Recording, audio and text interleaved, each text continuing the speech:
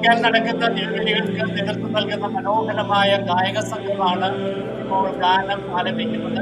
നമ്മൾ കാണുന്നത് കുട്ടികളാണ് കൂടുതലായിട്ട് ഈ കൊയർ ഗ്രൂപ്പിലുള്ളത്. ഇപ്പോൾ ആഘോഷമായിട്ട് ാളന്മാര് ിലേക്കാണ് വരുന്നത്. പാപ്പായുടെ കർമ്മങ്ങൾ ആഗ്രഹിച്ചതാണ്. അത് സെന്റ് പീറ്റേഴ്സ് ബസിലിക്കയുടെ പുറത്തുള്ള സെന്റ് പീറ്റേഴ്സ് സ്ക്വയറിലാണ് എന്നാൽ ഇനി ദിവസത്തിൽ നടക്കുന്നത് പത്രോസിന്റെ ബസിലിക്കയിലാണ്. ഓരോ കുർബാന നടക്കുമ്പോഴും അതിന് പ്രത്യേകമായൊരു നിയോഗമുണ്ട്. ഈ കുർബാനയുടെ നിയോഗം എന്ന് പറയുന്നത്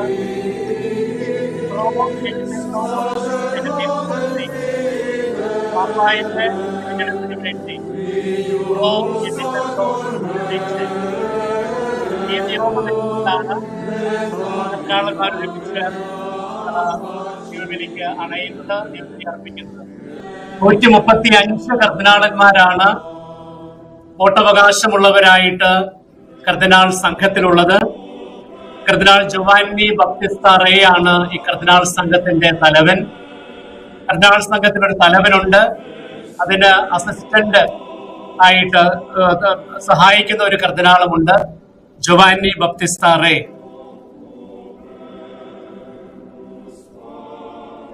അദ്ദേഹമാണ് ഫ്രാൻസിസ് പാപ്പായുടെ ശവസംസ്കാര തിരുക്കർമ്മങ്ങൾക്ക് നേതൃത്വം വഹിച്ചത്. അദ്ദേഹമാണ് ഈ കർദിനാൾ സംഘത്തെ നേതൃത്വം വഹിക്കുന്നത്. 135 കർദിനാളന്മാരിൽ 133 പേരാണ് വോട്ടെടുപ്പിനായിട്ട് എത്തിയിട്ടുള്ളത്. ഈ വോട്ടെടുപ്പിന്റെ സമയത്ത് കർദിനാളന്മാര് താമസിക്കുന്നത് ഡോമോസ് സാങ്തെ മാർത്ത എന്ന ഭവനത്തിലാണ്. അതിൽ നിന്ന് വ്യത്യസ്തമായിട്ട് ഫ്രാൻസിസ് പാപ്പ അപ്പസ്തോലിക് പാലസിൽ നിന്ന് മാറി ഈ ഡോമോസ് സാങ്തെ മാർത്തയിലാണ് താമസിച്ചിരുന്നത്. പേപ്പൽ കോൺക്ലേവ് തുടങ്ങി അവസാനിക്കുന്നത് വരെ കർദിനാളന്മാരെല്ലാവരും ഡോമോസ് സാങ്തെ മാർത്തയിലാണ് താമസിക്കുന്നത്. പിന്നീട് അവർക്ക് പുറം ലോകവുമായി യാതൊരു ബന്ധവും ഉണ്ടായിരിക്കില്ല. മൊബൈൽ ഫോണുകളോ മറ്റ് ഇലക്ട്രോണിക് മീഡിയ യാതൊന്നും അവര് ഉപയോഗിക്കാൻ പാടില്ല. വളരെ രഹസ്യാത്മകത കാത്തു സൂക്ഷിച്ചുകൊണ്ടാണ് ഡോമോസ് സാങ്തെ മാർത്തയില് കർദിനാളന്മാർ താമസിക്കുന്നതും പിന്നീട് ഈ പേപ്പൽ കോൺക്ലേവിൽ പങ്കെടുക്കുന്നതും. കർദിനാളന്മാര് സെന്റ് പീറ്റേഴ്സ് ബസിലിക്കയിലേക്ക് കുർബാനയ്ക്കായിട്ട് അണയുകയാണ്.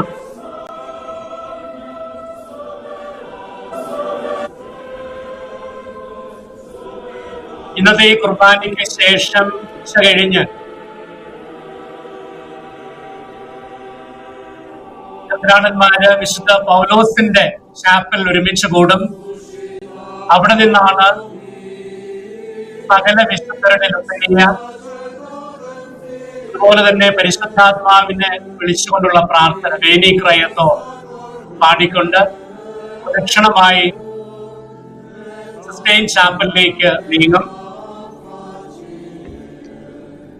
സിസ്റ്റൈൻ ചാപ്പലിൽ എത്തിക്കഴിയുമ്പോൾ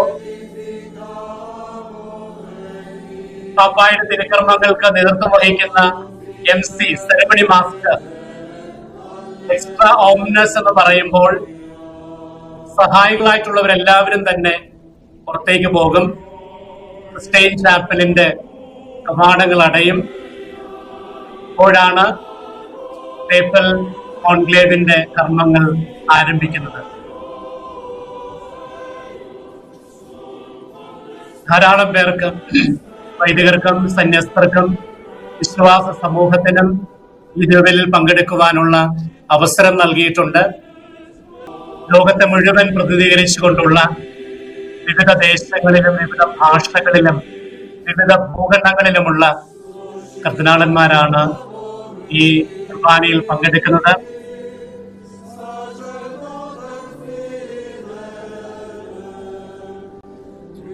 കർദിനാൾ സംഘത്തിന്റെ തലവൻ കർദിനാൾ ജോവാനി ബാപ്റ്റിസ്റ്റ റേയാണ് മുഖ്യ കാർമ്മികനായി ഈ തിരുക്കർമ്മങ്ങൾക്ക് നേതൃത്വം വഹിക്കുന്നത്.